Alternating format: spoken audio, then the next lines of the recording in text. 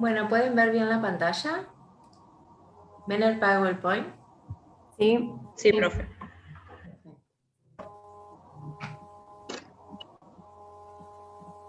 Bueno.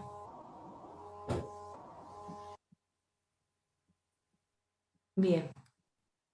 Hoy vamos a dar cáncer de esófago, cáncer de estómago y úlcera péptica, ¿sí?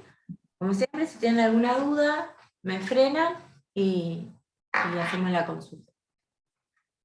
Dentro de lo que es cáncer de esófago, sabemos que ocupa el 6º lugar mundial en la tasa de mortalidad de los tumores y tiene una incidencia de adenocarcinoma y carcinoma de la unión que va en aumento. Se estima alrededor de 5 veces el aumento a diferencia del cáncer epidermoide, ¿sí? Dentro de la clasificación de tumores esofágicos tenemos los epiteliales, que dentro de esto los más frecuentes son el carcinoma epidermoide y el adenocarcinoma. Otros mucho más raros son el carcinoma fusocelular, de células pequeñas, ¿sí? Y los no epiteliales como el melanoma, el GIST y el leiomiosarcoma, también estos son bastante poco frecuentes de encontrar. Dentro de lo que es el carcinoma epidermoide, sabemos que tiene la mayor incidencia en China, Irán, Turquía y África, tiene un predominio masculino, y se da entre 60 y 70 años. El adenocarcinoma está directamente relacionado con la enfermedad por reflujo, con el esófago de Barrett y con un buen nivel socioeconómico, ¿sí?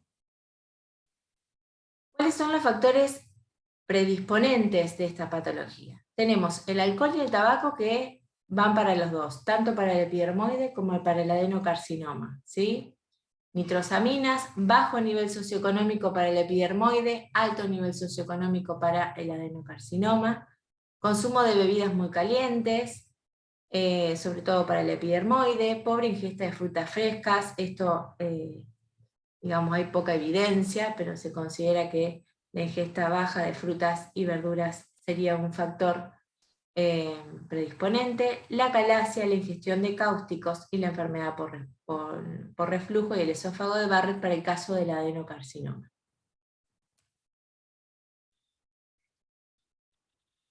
Dentro de lo que es manifestaciones clínicas, tenemos que el síntoma esofágico cardinal es la disfagia, ¿sí? Dentro de lo que es el cáncer epidermoide sobre todo, la disfagia, como habíamos hablado en la clase anterior, es una disfagia progresiva que comienza para sólidos y continúa para líquidos, ¿sí?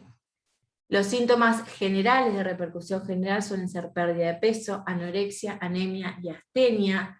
Acá la anorexia, si ustedes bien saben que todos los tumores pueden tener estos síntomas como repercusión general.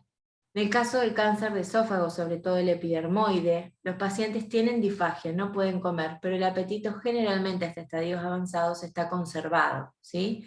A diferencia de lo que vamos a ver en el cáncer gástrico, donde el paciente tiene anorexia, ¿sí? Como tiene la masa a nivel gástrico que vendría a funcionar como una masa ocupante, los pacientes tienen anorexia o saciedad precoz, ¿sí? No es el caso del cáncer de esófago. Entonces decíamos, pérdida de peso, esto sí generalmente es bien marcada, anemia, astenia, ¿sí? Y otros síntomas, depende de la ubicación, podemos tener odinofagia si son tumores muy altos, regurgitación, cialorrea ya cuando tenemos una fagia franca, dolor, tos, hematemesis o halitosis, ¿sí? ¿Cómo vamos a hacer el diagnóstico de estas patologías? Básicamente, como habíamos hablado, todo paciente con disfagia, lo primero que vamos a solicitar es un tránsito de esófago, y como diagnóstico definitivo, la endoscopía, que va a ser con biopsia, cepillado, tinciones vitales o resección mucosa endoscópica. El tránsito de esófago, bueno, va a haber un ateneo exclusivo de radiología, se los voy a dar yo en el CEMAFE, pero básicamente en el tránsito de esófago vamos a ver una interrupción abrupta, a diferencia de lo que vemos en las estenosis benignas o incluso en la calasia, en el cáncer de esófago, de una interrupción abrupta, irregular de la luz esofágica, lo cual nos da el indicio de que hay una patología neoplásica. La endoscopía es, como dijimos, el diagnóstico de certeza, se toman biopsias, se puede hacer cepillado, el cepillado se utiliza sobre todo en aquellas lesiones que son muy estenóticas, que no podemos pasar con el endoscopio, entonces podemos hacer un cepillado. Si bien el rédito es bastante bajo, lo podemos utilizar. Y las tinciones vitales, que es la cromoendoscopía, podemos tener, la cromoendoscopía se puede realizar con colorantes vitales o se puede hacer con cromoendoscopía digital. Nosotros utilizamos las dos, tenemos acceso a las dos. Lo que podemos hacer con las tinciones vitales, sobre todo en las lesiones tempranas, ¿sí? Es con la tinción vital lo que uno hace es realza la lesión, ¿sí? Y la resección mucosa endoscópica, esto es para tumores esofágicos tempranos, en donde yo voy a hacer tanto diagnóstico como tratamiento, en el caso de que el tumor esté confinado solo a la mucosa, ¿sí? Acá tiene imágenes endoscópicas de lo que es un cáncer esofágico, tiene múltiples presentaciones. Sabemos que cuando el paciente tiene disfagia franca, el paciente está en un estadio avanzado del tumor, ¿sí? Ahí pueden ver normalmente, también de esto van a tener un ateneo especial de endoscopía. Normalmente la mucosa esofágica es una mucosa, ¿ven el marcador? La flechita, ¿o no? Sí, Sí, se ve. sí, profe. Normalmente esta es la mucosa normal del esófago, es una mucosa rosada, brillante, ¿sí? Fíjense que acá tienen una lesión elevada, ¿sí? Que ocupa el 50% de la circunferencia, que aparece vegetante y ulcerada a la vez, ¿sí? En este caso, fíjense, acá tenemos mucosa relativamente sana, y ya acá tenemos eritema, tenemos sangrado espontáneo, tenemos lesiones elevadas, ¿sí? Con úlceras longitudinales, acá tenemos otra úlcera, una erosión más bien. Son todas lesiones neoplásicas. Acá fíjense que no está tan comprometida la luz del esófago, entonces yo puedo pasar con el endoscopio, puedo lograr buenas biopsias, pero a veces esto no es así, la luz está muy chiquitita, entonces bueno, podemos pasar una pinza apenas a ciegas y sacar una biopsia, y mandamos el cepillo para lograr un cepillado.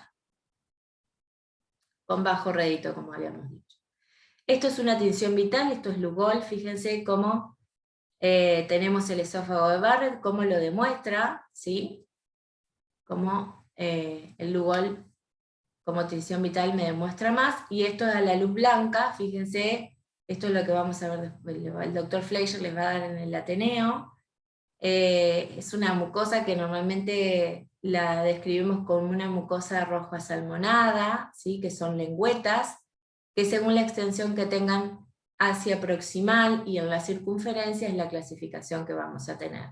Básicamente de esto hay que sacar biopsia, y lo que buscamos es básicamente displasia, ¿sí? Lo que hablamos en la clase pasada, el esófago de Barrett es una metaplasia en la que debemos buscar displasia, ¿sí? Bien, ¿cómo vamos a estadificar el cáncer de esófago?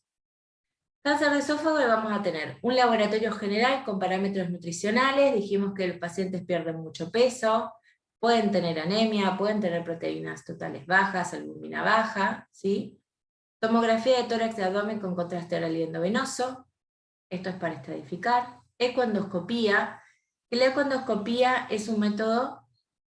Básicamente, para el que no conoce el método, es un endoscopio que en la punta tiene un ecógrafo, ¿sí?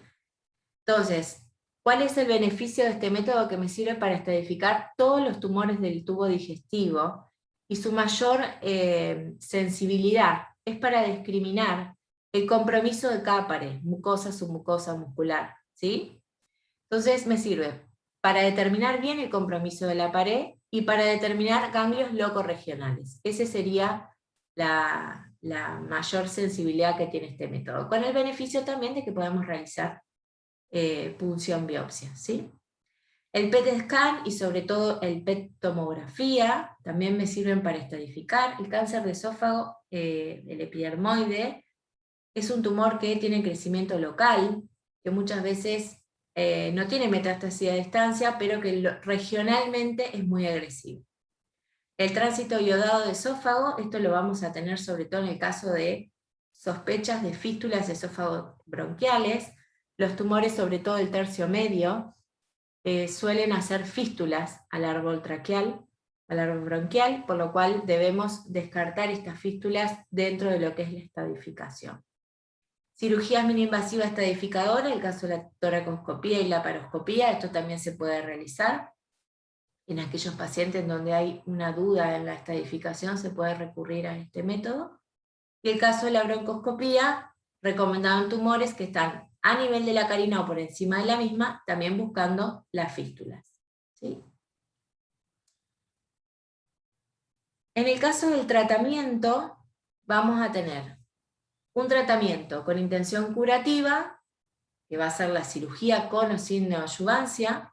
En el caso de que hagamos tratamiento endoscópico, puede ser la resección mucosa endoscópica, como les decía, en el caso de los tumores tempranos, o terapia fotodinámica. Y también podemos hacer radio y quimioterapia definitiva. Radioterapia sobre todo para el epidermoide y quimioterapia para el caso del adenocarcinoma. ¿Sí? Bien. Dentro de lo que es intención paliativa tenemos quimio-radioterapia, braquiterapia con o sin prótesis estofágica. Acá, digamos, las prótesis se pueden colocar, ahora vamos a ver cómo es una prótesis, son prótesis metálicas, que a veces lo que se hace es colocar primero la prótesis y luego hacer la braquiterapia, porque en la inversa, después de la braquiterapia, las paredes esofágicas quedan más débiles, con mayor, digamos, más propensas a la perforación, por lo cual lo ideal sería colocar la prótesis primero. La alimentación, van a ver que ya sea el tratamiento quirúrgico o oncológico que se le vaya a hacer al paciente, siempre tenemos que tener una vía de alimentación, sea por vía sonda, sea por vía gastrostomía, yeyunostomía, siempre hay que buscarle una vía de alimentación al paciente. Y tratamiento del dolor, ya como tratamiento netamente paliativo. ¿Sí?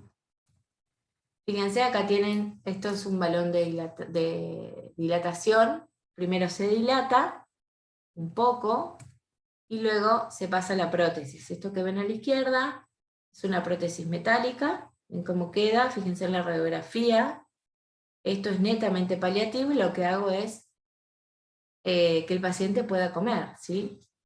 Lo que hago es mejorarle la disfagia al paciente. El problema de estas prótesis cuando no son cubiertas es que en esta zona sobre todo, ustedes tienen un crecimiento nuevamente del tumor y el paciente vuelve a entrar en afagia. Lo que podemos hacer ahí es tratamiento con láser para eliminar esos ingrows de tumor, o se puede hacer alcoholización también. ¿Sí? Bien, ¿alguna duda hasta acá? Entonces, Profe, sí. yo lo que había visto es que hay criterios como de resecabilidad o irresecabilidad. Lo vi en Sí. varios lugares. ¿Eso también es importante saberlo para el tema de la cirugía? Sí, no sé si es algo tan importante que ustedes lo sepan, los criterios de resecabilidad. La verdad que eso los pueden leer, pero es bastante ya muy específico de especialidad, me parece. Claro. Bueno, Lo que más perfecto. me interesa es que ustedes manejen los diagnósticos diferenciales, y que si yo tengo Ujú. un paciente codifagia, tengo que pensar en cáncer. Nosotros tenemos bastante incidencia, sobre todo en el norte de la provincia, de cáncer epidermoide, ¿sí?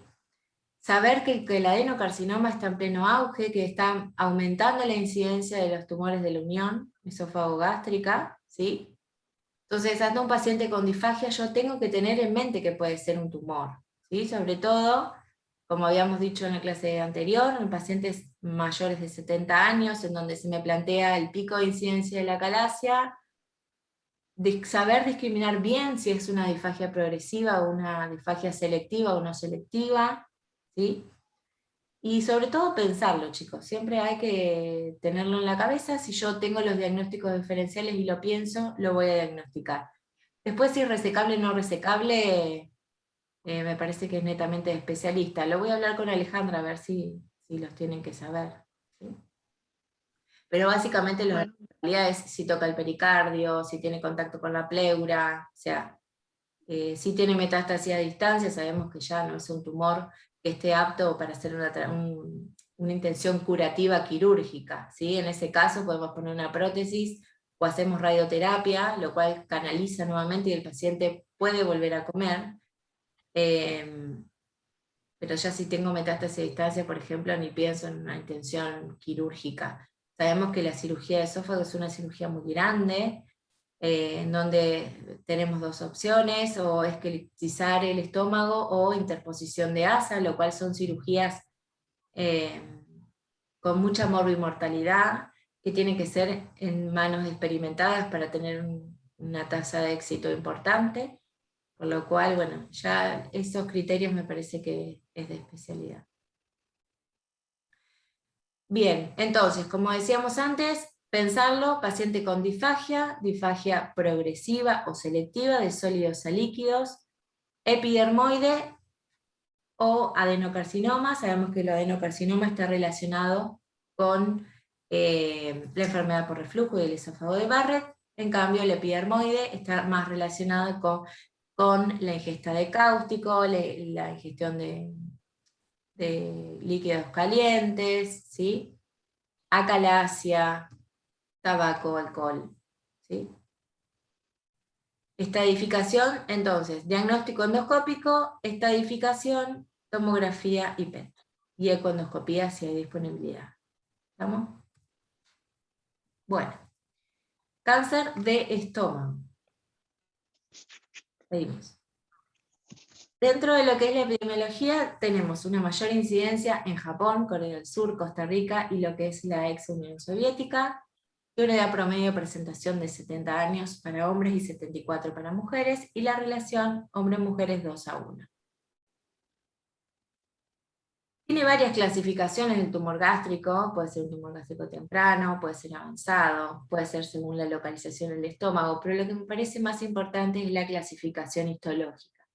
¿Por qué me parece importante? Porque según sea un tipo intestinal o un tipo difuso, me va a modificar la epidemiología y me va a modificar el pronóstico, ¿sí? Entonces, la clasificación histológica o la clasificación de Lauren nos va a dividir en tipo intestinal, en donde está asociado a metaplasia, gastritis crónica, es el más frecuente en las áreas de mayor incidencia. Y el tipo difuso es escasamente diferenciado, y digamos, el mayor problema es que presenta metástasis tempranas, ¿sí? Entonces, la forma difusa es poco diferenciado, carece de estructuras glandulares típicas, tiene misma frecuencia en todo el mundo, se presenta a edades tempranas. Este tumor lo vamos a encontrar en mujeres alrededor de los 30 años, ¿sí? Un peor pronóstico y tiene diseminación linfática. Y esto es muy importante, ¿por qué? Porque si uno piensa, cáncer gástrico, metástasis ¿a dónde? Si dicen cáncer gástrico, metástasis ¿a dónde? ¿Dónde se les ocurre que hace metástasis el cáncer gástrico? El adenocarcinoma.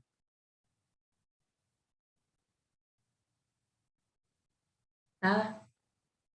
Bueno, el adenocarcinoma, el intestinal, me da metástasis ¿a dónde? En el hígado. ¿Sí? ¿De acuerdo? En todo el sistema aporte y demás. Bien. Sí. Metástasis de adenocarcinoma gástrico, hígado. Pero acá tenemos esta forma difusa en donde la diseminación es linfática. Entonces yo no voy a tener metástasis a nivel hepático. Voy a tener metástasis a nivel de carcinomatosis peritoneal, a nivel de ganglio, ¿sí?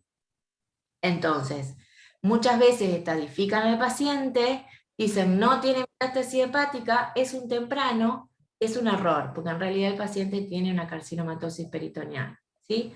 Entonces, saber que esto existe, entonces mujeres de alrededor de 30 años, no voy a buscar la metástasis en hígado, voy a buscar carcinomatosis peritoneal, diseminación linfática, ¿sí? En el caso de la forma intestinal del cáncer gástrico, posee estructuras tubulares que imitan las glándulas, está relacionado con los factores de riesgo ambientales y los dietarios, tiene una mayor proporción en regiones de mayor incidencia, y es la forma que está disminuyendo mundialmente. El desarrollo en pasos es esto de la gastritis crónica, la gastritis atrófica, metaplasia, displasia y termina en adenocarcinoma, ¿sí? Y la diseminación es hemática. Este sí me va a hacer metástasis hepáticas. ¿Sí? ¿Se entiende la diferencia? Y esto lo vamos a encontrar en pacientes mayores, con una frecuencia 2:1 hombre-mujer. ¿Sí? Bien. ¿Cuáles son los factores predisponentes? Tenemos factores ambientales, esto de comer poca verdura, comer conservas, la gastritis crónica, la metaplasia intestinal, la poliposis gástrica, ¿sí? Los adenomas gástricos, el Helicobacter pylori, que es un factor muy importante, los factores genéticos que se refiere a estas poliposis adenomatosa familiar, el Peutz-Jeghers, ¿sí? Que son enfermedades genéticas.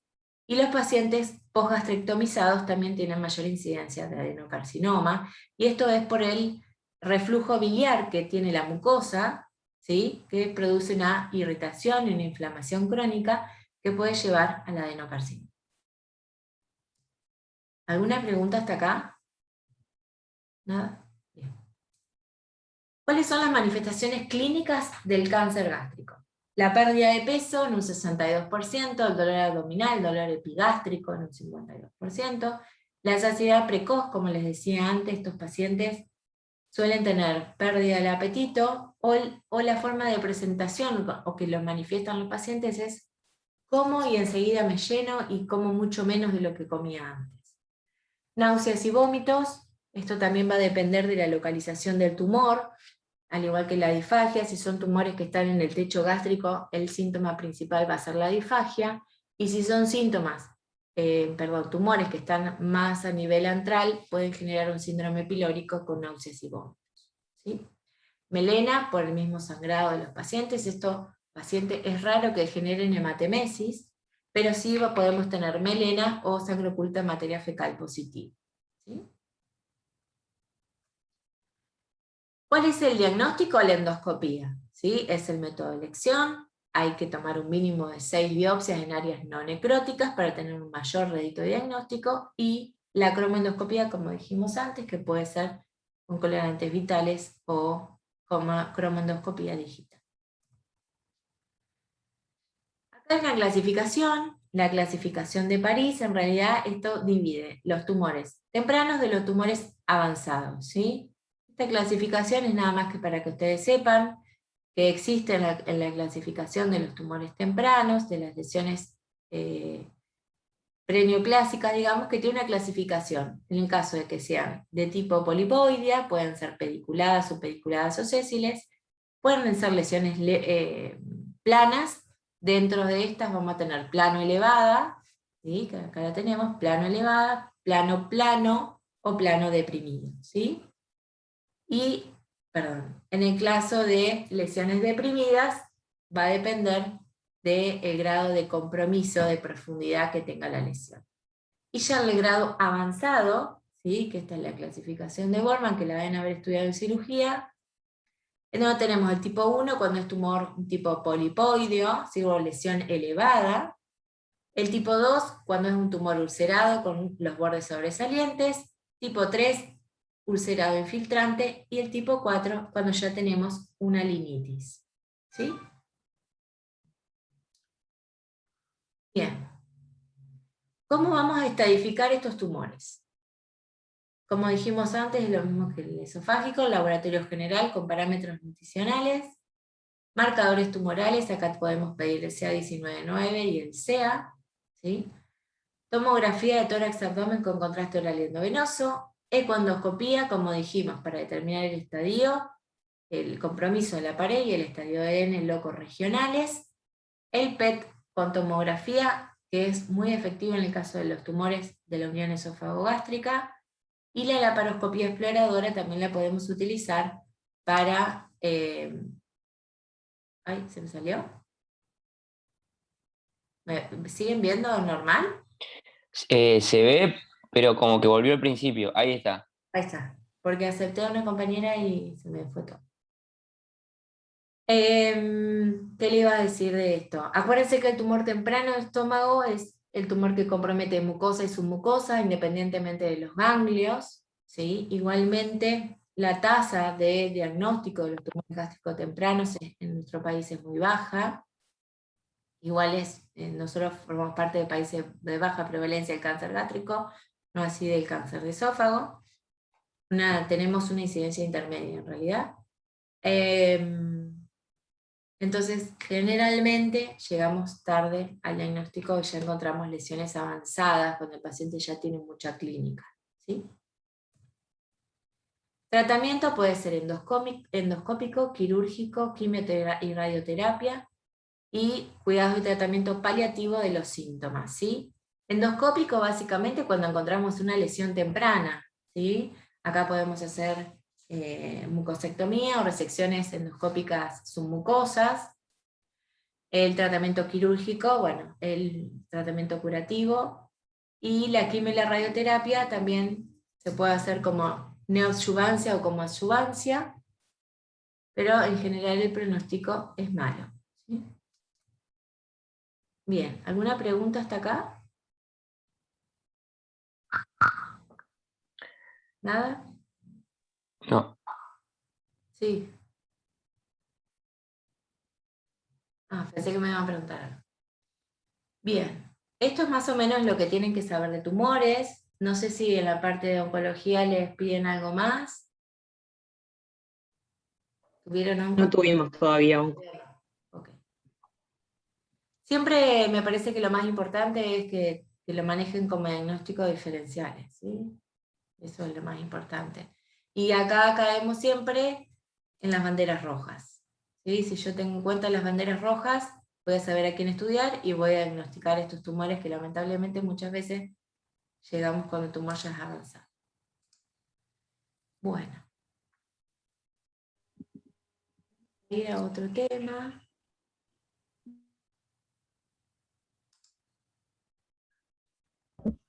Profe, usted después nos puede subir este Power porque no está en el entorno. Esto está siendo grabado ahora y después se va a subir. Sí. Ah, bueno, gracias. Esperen que no puedo ahora. Acá.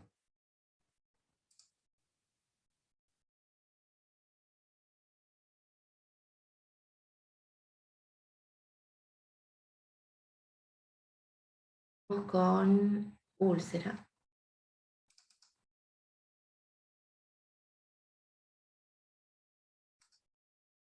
¿Lo ven bien? ¿Ven úlcera? Se Todavía está no. compartiendo la carpeta.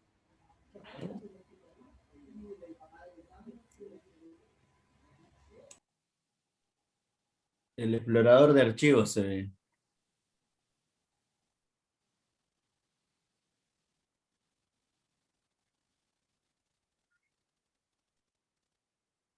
¿Ahora? No. No. De última pone dejar de compartir y después cuando se te abra el Power, ahí lo compartís. ¿Ahora lo ven? Está cargando.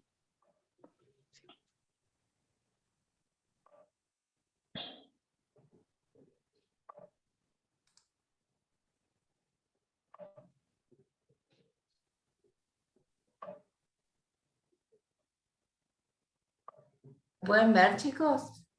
No. No, profe. No, No, está profe, me parece como que está Aparece cargando. como que carga y carga y carga. Ok.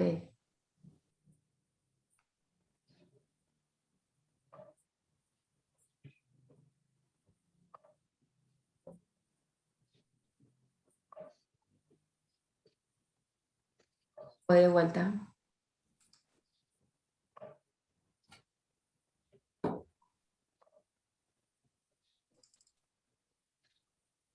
¿No? No, sigue apareciendo como que está cargando.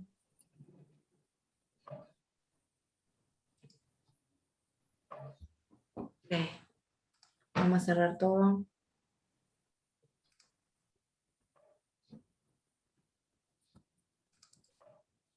¿Ahora? Ahora sí, profe. Ahí sí. Perfecto. Bueno, úlcera péptica. Y ahora no puedo correr. Ahí está. Como definición, la úlcera péptica es una lesión deprimida de la mucosa gastrointestinal que atraviesa la muscular de la mucosa y que resulta de la agresión a las células epiteliales por parte del ácido de las pepsinas del lumen. Lo más importante de la definición es el tema de que atraviesa la muscular de la mucosa, ¿sí? Esto me habla de profundidad y es lo que me va a diferenciar las úlceras de las erosiones, ¿sí? Las erosiones son más superficiales, no atraviesan la muscular de la mucosa, las úlceras la atraviesan, ¿sí?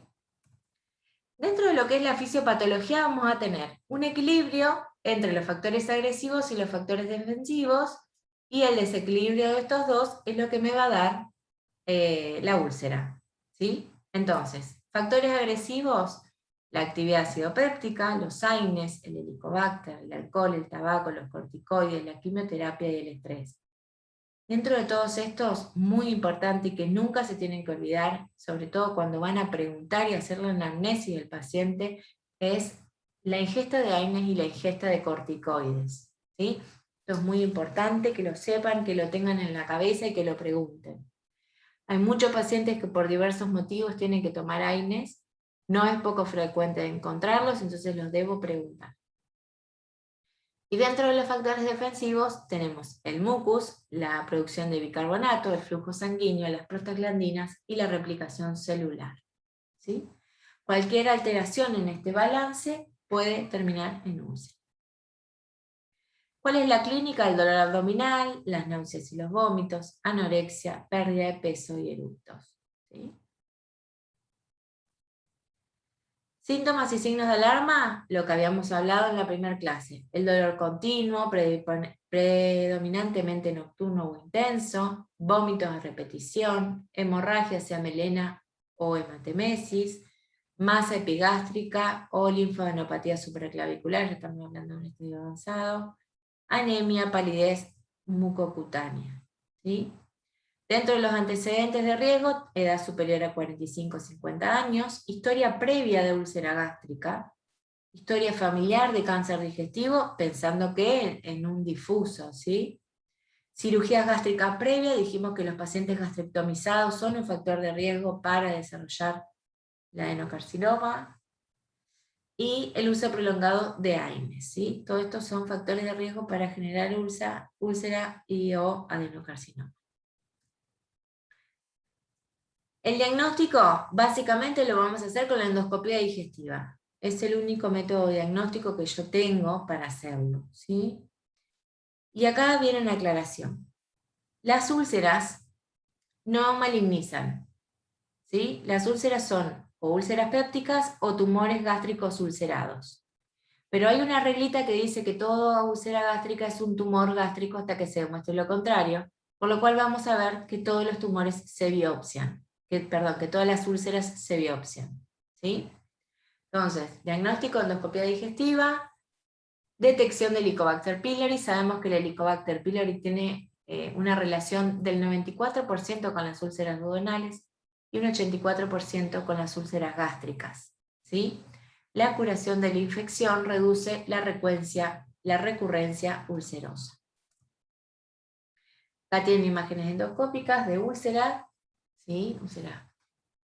Fíjense, acá tenemos el lecho ulceroso, ¿sí? Acá tenemos restos de hemosiderina con fibrina de este lado, y acá otra úlcera bien profunda, ya con fibrina, ¿sí?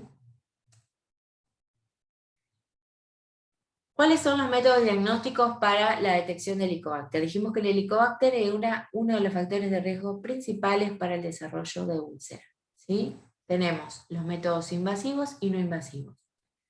Los invasivos, el test de la urea, el examen bacteriológico, PCR y el examen histológico. Todo esto necesito biopsia, ¿sí? Y los no invasivos, la serología que no la usamos y el test del aire expirado. ¿Estamos? Nosotros no tenemos acceso acá en el medio público para el test del aire expirado, sí en el medio privado. En el público utilizamos las biopsias. ¿Cómo vamos a hacer el diagnóstico de estas úlceras? Si bien nosotros endoscópicamente las vemos, tenemos que determinar a quién le saco biopsia, a quién no, y según eso, cuál es la posible etiología. Las úlceras gástricas, como dijimos antes, siempre se deben biopsiar, por esto de que todas las úlceras gástricas son neoplásicas hasta que se demuestre lo contrario. Y como dijimos antes, no es que la úlcera maligniza, sino que el tumor se ulcera, ¿sí? Entonces, siempre la debemos biopsiar, se deben tomar al menos 6 biopsias de los bordes de la lesión, y 2 biopsias de antro y 2 de cuerpo gástrico en búsqueda del Helicobacter pylori, ¿sí? En el caso de las úlceras duodenales, no deben ser biopsiadas a menos que el endoscopista tenga una impresión de que se trata de patología neoplásica, ¿sí? O de lesión maligna. Los tumores de duodeno son muy poco frecuentes de ver, los adenocarcinomas son muy poco frecuentes de ver, siempre se dan sobre patología previa, como puede ser una enfermedad celíaca, una enfermedad de Crohn, una poliposia adenomatosa familiar, ¿sí? No encontramos adenocarcinomas sin patologías previas. Por lo cual, si el endoscopista no ve indicios de lesión maligna, no necesito sacar biopsia de la úlcera duodenal, sí debo sacar biopsia del antro. Y acá hay opiniones controvertidas, porque algunos centros, debido a la alta relación que tiene el Helicobacter con la úlcera duodenal, algunos centros no sacan biopsia de antro y directamente hacen tratamiento erradicador del Helicobacter pylori, y algunos toman la biopsia de antro para certificar la infección por Helicobacter pylori. ¿Cómo es el tratamiento de las úlceras gástricas? Las úlceras gástricas básicamente dijimos que tenían 2 factores de riesgo fundamentales, que eran el Helicobacter y los AINES. Entonces, según esto, es lo como vamos a tratar a los pacientes. Si los pacientes son Helicobacter positivo con AINE negativo, vamos a hacer el triple esquema, que ahora vamos a ver cómo es, para erradicación de Helicobacter por 7 días, y se continúa con los inhibidores de bomba a dosis simple, ¿sí? Durante 5 semanas para completar las 6 semanas que es el tratamiento de la úlcera gástrica. En el caso de que sea Helicobacter pylori y AINES positivo, deben suspenderse los AINES, se hacen los 7 días del triple esquema, y se completan las 6 semanas, pero a doble dosis de inhibidores de bomba. O sea, cuando yo tengo AINES positivo, debo duplicar la dosis de inhibidores de bomba. Y en el caso de que sea Helicobacter negativo y AINES positivo, suspendo los AINES si se puede, obviamente, inhibidores de bomba de protones a doble dosis durante 6 semanas. En el caso de las úlceras duodenales es exactamente igual, pero el tema en la duración es de 4 semanas, no de 6. ¿Sí? Lo mismo, si tengo AINES, hago doble dosis de inhibidores de bomba. ¿Se entendió? ¿O menos? Bárbaro. Nada. Bien. Profe, ¿podría repetir que también lo dijo en la clase pasada la dosis simple de los inhibidores? Sí. Omeprazol de 20 miligramos. Lansoprazol de 30.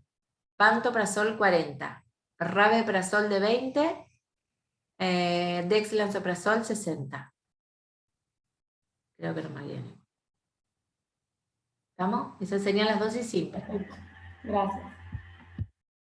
Tratamiento erradicador de Helicobacter. Usamos el triple esquema, sigue vigente y lo seguimos utilizando.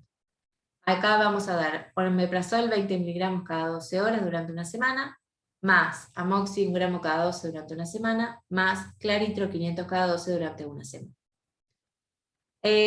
Pueden llegar a ver en la literatura, sobre todo española, que ellos utilizan amoximetro. Esto es porque ellos tienen baja resistencia al metronidazol, no es el caso nuestro que tenemos una alta tasa de resistencia al metronidazol, por lo cual no lo utilizamos. A la claritromicina también está habiendo resistencia, incluso antes hacíamos el tratamiento por 14 días, no por 7, que se veía que podía mejorar la tasa de erradicación en aquellos pacientes que era dificultosa la misma, pero se vio que estos pacientes, los pacientes que en realidad que tenían una alta tasa de claritromicina, no estarían beneficiados por los 14 días, por lo cual el tratamiento estándar quedó a 7 días. Si hay alergia, por ejemplo, podemos utilizar una quinolona como la levofloxacina, ¿sí? Generalmente o cuando hay resistencia también la podemos utilizar, hacemos omeprazol, amoxi, levofloxacina, 500 miligramos cada 24 horas, por 7 días también. ¿Sí? Hay otro que es un cuádruple esquema que utiliza sales de bismuto para el tratamiento erradicador. Nosotros no tenemos acceso en nuestro país a sales de bismuto, por lo cual no lo podemos utilizar. Bien. ¿Alguna pregunta hasta acá? ¿Algo para preguntar? Nada. ¿Puede repetir la dosis de la levofloxacina? 500 cada 24 horas. 500 miligramos cada 24 horas por 7 días. Gracias. Dentro de lo que son las complicaciones de las úlceras duodenales, puede ser la hemorragia.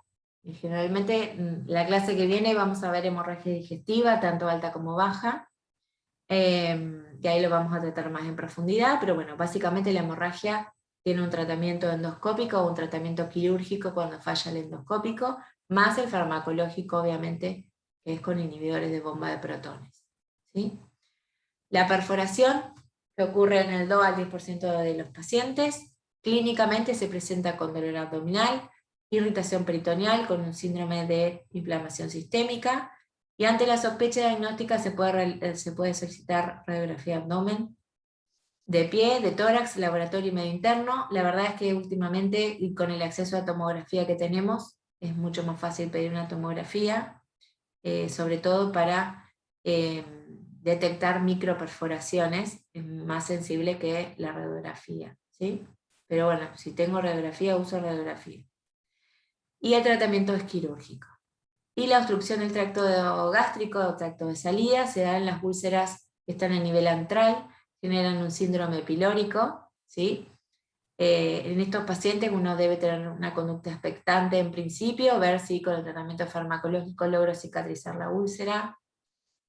Podemos tener acceso a un tratamiento endoscópico con dilataciones o directamente a un tratamiento quirúrgico si la cicatrización de esa úlcera es muy intensa y no la puedo dilatar, termina en tratamiento quirúrgico. ¿Sí? Pero esto se da en las úlceras que están a nivel de antro. ¿Está? Creo que nada más. ¿Alguna pregunta de esto? ¿De úlcera? Acá en úlcera, como en todas las patologías, como dijimos antes, es fundamental que ustedes manejen el tema de las banderas rojas. Porque el paciente, ustedes van a ver, la presentación clínica es dolor epigástrico, no me va a decir mucho. Algunos pueden tener hematemesis, pero no es lo más frecuente de ver. Sí, la melena. Entonces yo debo tener muy en claro cuáles son los factores de riesgo en los pacientes: consumo de AINES, consumo de corticoides, pacientes politraumatizados, pacientes en respirador de mucho tiempo, son pacientes que pueden generar úlceras por estrés. Lo debo pensar, lo debo sospechar, ¿sí? Paciente con epigastralgia que tiene bandera roja, debo pedir la endoscopía. ¿Está? No esperen encontrar la úlcera superflorida de esto de episódico, temporal, porque a veces solo refieren dolor epigástrico y melena. ¿Sí? Son los síntomas más frecuentes. Profe, en cuanto a la anemia, ¿cómo la tratan? Digamos, ¿con hierro? ¿O son necesarias las transfusiones? Depende Del hematocrito. Claro. Si tiene una hemoglobina, en realidad el criterio de transfusión, bueno, esto es un tema de hematología, pero básicamente lo que manejamos nosotros, si el paciente tiene menos 7 de hemoglobina, se transfunde, excepto que tenga una patología coronaria u otra cosa, donde vos necesitas un hematocrito un poco más alto, que se trata de buscar un hematocrito por encima de 30, cuando los pacientes tienen antecedentes de alguna patología respiratoria, coronaria o renal. ¿Sí? Esas serían las necesidades de transfusión. Y después depende de los pacientes. Por ahí si quedan con una hemoglobina muy baja se puede hacer tratamiento con hierro una vez que está cicatrizada la úlcera. El hierro es bastante lesivo a nivel gástrico, pero se puede hacer una vez que está cicatrizada la úlcera. Bien. Gracias. ¿Alguna otra pregunta? ¿De úlcera? Bueno, Lo que más me interesa es que sepan bien la diferencia entre úlcera gástrica y duodenal. Recuerden esto de que toda úlcera gástrica debo tener en mente el cáncer, no así en la úlcera duodenal. Y bueno, y la detección del Helicobacter, que nosotros tenemos una alta incidencia de Helicobacter, siempre pensarlo, siempre buscarlo, y hacer tratamiento de erradicación, sobre todo en aquellos pacientes que por algún motivo requieren consumir AINES. Bueno, debo sí o sí buscar el Helicobacter y erradicarlo para sacar una de las dos patas principales que generan úlceras, ¿sí? Bien. ¿Alguna otra pregunta? ¿Algo de la clase pasada que me quieran preguntar o que les haya quedado en duda? Les quería hacer una aclaración que después escuchándome en la grabación me di cuenta. Cuando les hablé de divertículos, no sé si me entendieron bien. O sea, los divertículos esofágicos tenemos el de Zenker y los epifrénicos, ¿se entendió? Son diferentes. No es Zenker lo mismo que epifrénicos. ¿Se entendió eso? Sí, profe. ¿Sí? Sí, sí. Sí. Perfecto. Pues después me escuché y dije, capaz que no fui muy clara y no me entendí. Bueno, Profe, disculpe, ¿estos videos que están grabando los van a subir a YouTube, al entorno? los suben a YouTube. Perfecto, gracias. Es lo que yo tengo entendido. No sé, ¿el otro no lo pudieron ver? No. No publicaron el link o algo por el estilo. Ah, Pero bueno. está el Power en el entorno. Ah, bueno, perfecto. Perfecto. Bueno, chicos, ¿alguna otra pregunta? ¿Nada? ¿Les surja? Bueno, ok. Bueno, la clase que viene, el seminario es de hemorragia digestiva. Así que, bueno, nos vemos el lunes a las 10.